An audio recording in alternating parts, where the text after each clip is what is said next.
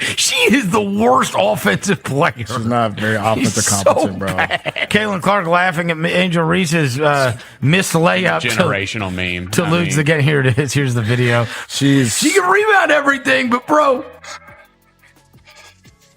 Angel Reese, possibly the greatest basketball player in the history of America. Oh, wow. Look at those moves.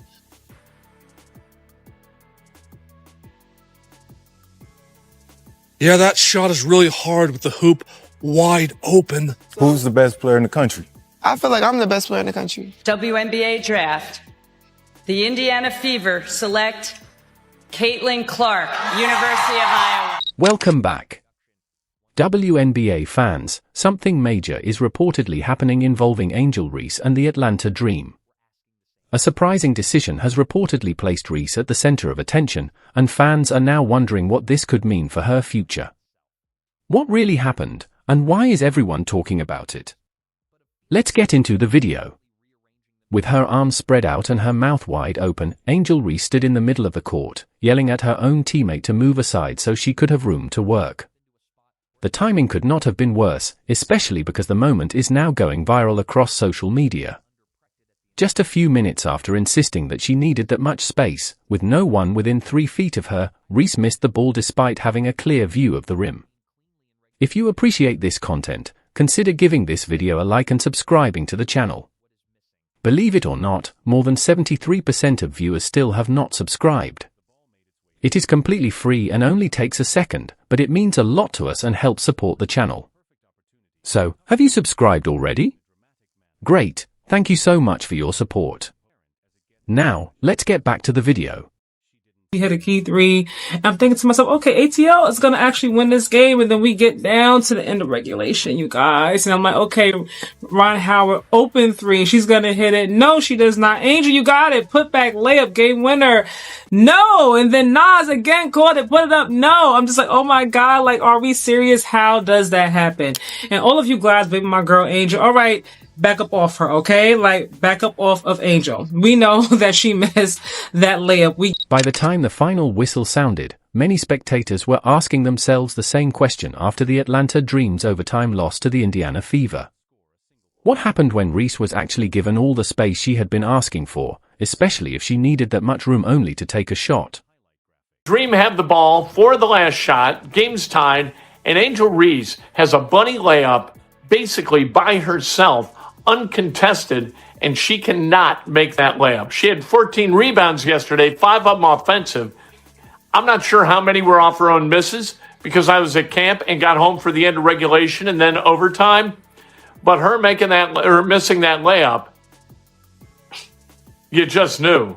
And she looked kind of crestfallen, and she should be because you ought to be able to make it down. Inside the Atlanta locker room, that moment has quickly become the center of a much bigger discussion about Angel Reese's true identity as a player. Is she the confident and outspoken leader she wants to become, or is she a player whose performance is starting to fall behind the level of her voice and presence on the court once the ball comes back to her? That question is not going to disappear quietly, especially after what happened in this game. If your best player for Atlanta could make a layup, I wouldn't have this gleeful smile that I have on my face right now. It's a layup. You're 1 foot away. Make it, please. You have a fast break layup by yourself early in the game. How you shoot fast break layups fast break layups by yourself at 50%? I don't know. I can't explain it. But Caitlin Clark, 26 points. This is not a small note hidden somewhere in the box score. It has very little to do with Indiana's depth or Caitlin Clark's shooting, and it could be the biggest storyline coming out of the entire Fever versus Dream rivalry this season. The real question is whether Angel Reese's teammates have quietly reached a breaking point with her. Based on reports and reactions coming out of Atlanta, the team appears to be getting worn down. They feel like they are constantly having to adjust and reorganize themselves around one player who does not always deliver when the ball comes back into her hands. It is not necessarily about losing games. That kind of frustration does not appear all at once. It takes time to build, one possession at a time, one missed opportunity at a time, until eventually it reaches a point where it spills out in front of the cameras and everyone watching at home can see it. Reese, in particular, her energy shifted. I thought when she got some of those easy baskets to go in the paint. Let's go back to Angel really quickly, though, because she was part of the catalyst that you saw to be able to change things around. And It's been there. Like, sometimes the basket is too open. I can't believe we had to listen to that garbage the entire halftime, the entire broadcast of the game while she is blowing the easiest first grade 1-inch layups you'd ever see. And Caitlin Clark is out there hitting logo bombs in her face, dropping 26 and 9 for 12 straight games. Instead of saying she's playing at an MVP level, they're out here glazing Angel Reese just like her fans do on social media. Caitlin Clark gets no love, not considered in the MVP conversation, will be the only player in WNBA history to be top 3 in points and number 1 in assists. And they're sitting here glazing Angel Reese. It's all about Olivia Miles and Paige Beckers, which her team's winning.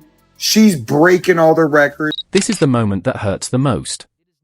If you pay close attention to the pattern, it almost feels like a joke that wrote itself. Reese yells at a teammate to get out of her way. The teammate moves aside. Instead of taking a controlled shot or making a smart and simple pass, she puts the ball into an area where nobody on the court can do anything useful with it. This is exactly the kind of setup she asked for. There is absolutely no one there, not even a rebounder coming in from the weak side or a teammate waiting under the rim. That is where the entire possession simply falls apart. A possession like that does not strengthen the argument Reese has been trying to make for herself as a player who has spent a large part of the season talking about her role as a vocal leader and playmaker for this Atlanta team. I know that everyone says that mic and drills don't work for basketball, but if there's one person on the face of this raggedy planet that needs to do mic and drills until their wrists fall off, it is Angel Reese. I have never seen a human miss that many point-blank layups regularly. Angel Reese, she doesn't just see everybody, oh, she missed a game winner, her palms are sweaty. Nah, she misses regular lays all the time. The little putbacks, the million rebounds is a symptom of her missing point-blank layups. Is she left-handed? Because it's always a right-handed, I promise you, with the same coverages she has to get through, I can score that. I can do that. Father of 3, regular nigga. Right? I promise you, I could shoot a higher percentage right there at the basket to Angel Reese. When a player speaks up on the court, fans usually do not have a problem with it. Asking for control of the possession is something people can understand, but what becomes much harder to accept is receiving exactly what she asked for and then completely wasting the opportunity. Whether or not anyone says it directly during a press conference, that kind of repeated pattern can slowly begin to change the way teammates see a player during a timeout huddle. After another possession broke down, cameras captured several moments where teammates appeared to exchange short, silent looks. Nobody threw their hands up dramatically, and nobody made a scene. Players are trained to stay composed in those situations, but body language does not always hide what people are feeling, and the quiet emotions visible on that bench were just as revealing as anything that was later said at the podium. I don't know how y'all do it. I don't know how y'all defend her. The score is 81-81 in the fourth quarter. 6 seconds left. Atlanta Dream has the chance to win this game. Then this happens. 5 seconds. Howard launches. Missed it badly. Reese the putback. Won't go. Hillman. No. Like, I truly do not understand. Angel Reese is a professional basketball player. Why do she miss so many layups? Like, look. Layups is like the second thing that you learn when you first start basketball. The first thing is how to dribble a basketball. Then the coach will bring you down to that block, exactly where she missed that layup, and teach you how to shoot off that square. But I don't think nobody taught her.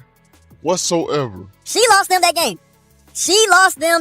Y'all can say whatever y'all want. If she would have hit that layup, game over. Game over. I had nothing to say. That layup was wide open. If y'all don't think that was wide open, that's bullshit. Aaliyah Boston was right behind her. She could have hit that. The moment that truly decided the game then arrived. Atlanta had a perfect opportunity in a difficult road environment, with the score tied and the clock winding down in regulation. With a clear, unobstructed view of the basket and no defender nearby to challenge the shot, the ball found its way to Reese. This was not an off-balance attempt or a rushed shot taken while 3 defenders were closing in around her. With the entire season storyline seemingly hanging on the outcome, the situation was about as clear as it gets in professional basketball. She missed it. The rebound immediately came back into play. In the final seconds, teammates Naz Hillman and Ryan Howard both rushed to try for a follow-up shot, but neither player could make contact with the ball. Atlanta had wasted a huge close-range opportunity at the worst possible moment, and regulation ended with the game still tied. Your team on a 17-4 run right now. You started that with a 7-0 run. How did you kind of get things going for your team? Yeah, I mean, I was playing like in the beginning, but it's a game of runs. You got to put that in your back pocket just because you know you have teammates that have your back. Pushed under the hoop just enough to not have a great angle. To OT we go. Afterward, the frustration on her face seemed to say everything that words could not. She was clearly unhappy with what she had just seen, standing there for a moment with her eyes closed and mentally replaying the missed shot in her head. It is not easy to quickly recover from missing an opportunity like that in front of a packed arena, especially with a heated rivalry storyline hanging over the entire afternoon. Still, showing obvious frustration afterward cannot change what has already happened. And it did not erase the consequences of that missed opportunity. The worst part about her missing this shot for the game, it's not necessarily that she missed it, it's the reaction to it. After she missed, this Caitlin Clark walking past laughing, bro. And y'all know how these two fan bases are, so they are loving this picture right here. The main reason it bothers me too is because it makes it so easy to overlook everything else that she actually does on the court. Like defensively and obviously rebounding wise, bro, she's incredible. I just need her to fix this so they have something else that they have to. Within minutes of the final buzzer, this was the moment that truly set social media on fire.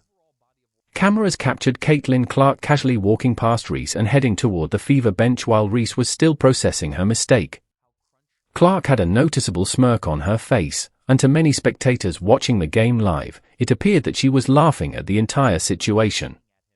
It is impossible to know exactly what Clark was reacting to in that moment, but context matters here, and no matter how you look at it, the scene was terrible for Atlanta. This particular matchup between Angel Reese and Caitlin Clark was another chapter in a rivalry that Atlanta had actually won earlier in the season, and the game had been heavily promoted and discussed online for weeks. Reese appeared to want the floor to swallow her whole, while Clark looked calm, composed, and completely in control during the one crucial moment when everyone was watching, especially with this kind of storyline surrounding the game. That is exactly what can turn a simple missed shot into an unavoidable viral moment. Reese did not simply miss the layup. For millions of people scrolling through their phones, Clark's expression, whether intentional or completely accidental, became the perfect visual summary of the entire afternoon. When the moment mattered most, one player delivered, while the other failed to make the play. The cameras just happened to capture both reactions at the same time, and the internet took care of everything else. Fetch to say that she's not good. Who, Angel? Yeah, she's not good at basketball. Like, I'm tired. Look, we've said this in the past. I'm tired of it. I can't lie anymore. Like, I watched her miss 8 layups. She could be averaging like 25, 26 if she could make a layup. And the way she lays it up, it's like she's just learning how to, like, you know, when toddlers finally learn how to walk, they fall a little bit. It's like she just learned how to do layups once she got to the WNBA. It makes no sense to me. Like, she could be so much better. And for someone who has her own podcast, she talks her stuff, you would think she's the MVP. You would think she's that girl over in Vegas.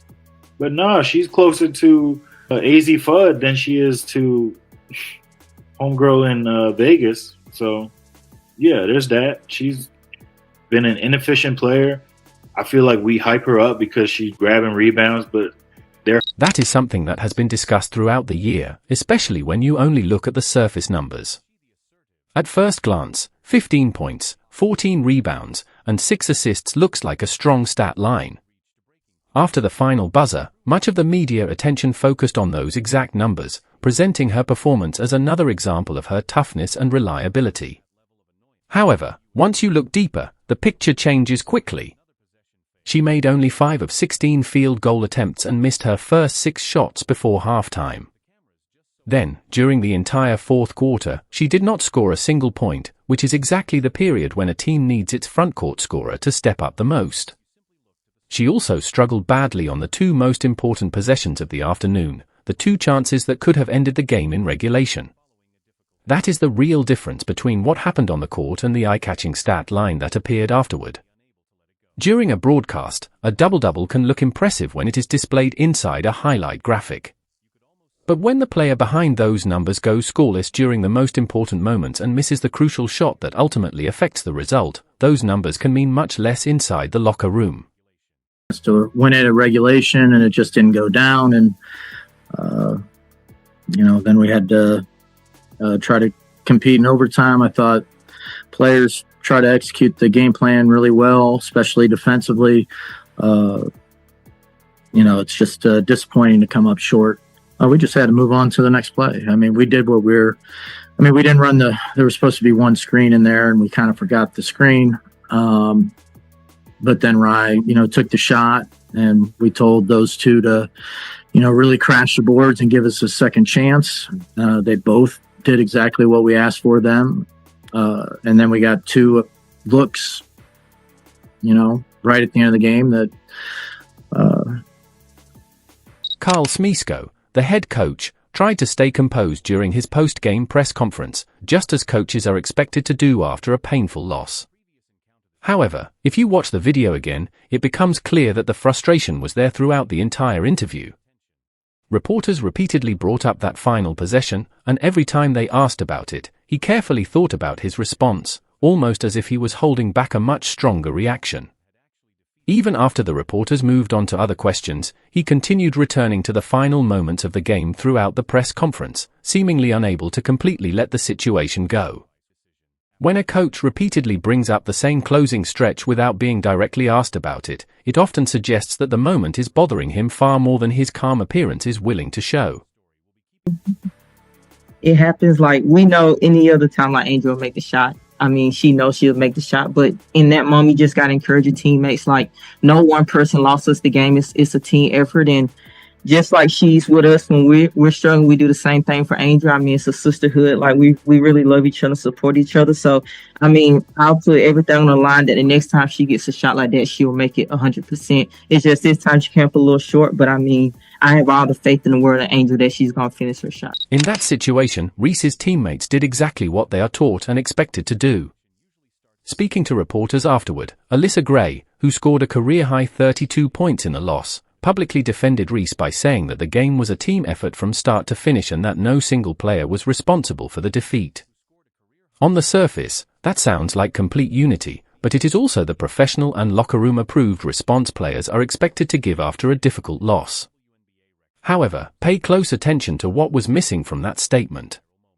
There was no attempt to deny that Reese's miss was one of the biggest moments of the game. No one claimed that the loss had nothing to do with what happened on that possession. Instead, the response was carefully worded to publicly support a teammate without changing what everyone inside the arena had just witnessed with their own eyes. I think we're playing pretty well right now. I think we have a lot of players playing well, and I think we feel pretty good about the direction of the team. Now, road trips are tough, and I mean, the first thing we got to do is, go to Vegas and be ready for them. But I feel good about our team. We'll have to take a day tomorrow and really kind of rest up because obviously a lot of people played some really heavy minutes. So tomorrow's probably just a film session. And then we're going to have to get ready to give the same kind of effort if we're going to beat Vegas as we gave for.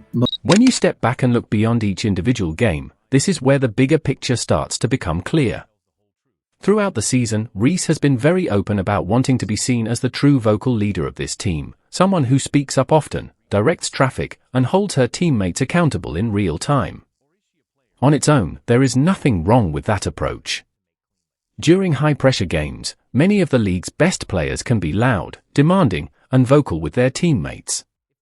The problem begins when that level of confidence and volume is not consistently backed up by results. Reese has publicly admitted that there have been times this season when she has struggled, and before halftime of this particular game, she even acknowledged that she had gotten off to a rough start and needed to improve quickly. Over the course of a long season, fans, and apparently some people inside the locker room have started connecting the image of a player who regularly demands space on the court with the reality of a player who does not always deliver once that space is given to her. That combination can slowly weaken trust inside a team. Being demanding of your teammates is one thing, but when your performance consistently supports the demanding attitude, it is something completely different.